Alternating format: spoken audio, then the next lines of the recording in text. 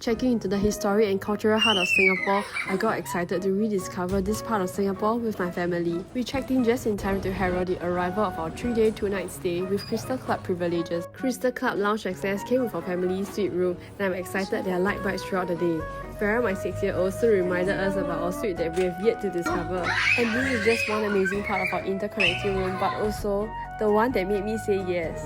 Aside from this playful tent, I love the Singapore elements like the famous Dragon Playground, jam biscuits that are embedded in this room. And the other part of our interconnecting room is a contrast with its luxury aesthetic.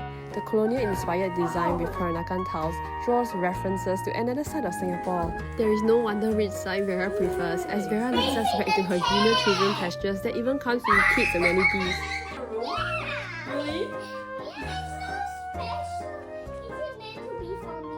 The moment after Vera started taking out her soft toys and how she couldn't leave the tent, I know that my mission has been accomplished. I told Vera we needed to check out the other parts of the hotel. The rooftop sky garden overlooks the City Hall side of Singapore, and Vera and Papa decided to play a game of hide and seek.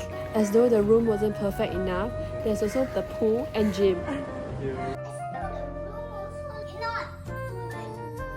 So we promised her a quick dinner and drinks at our dear Crystal Club lounge that opens till 8 PM. There's quite a variety of food for anyone looking for a quick dinner, but I'm especially wowed by their selections of cheese and fruits. Because this hotel is in the heart of City Hall, there is no shortage of food options. Not even 12 hours in, we're feeling so settled.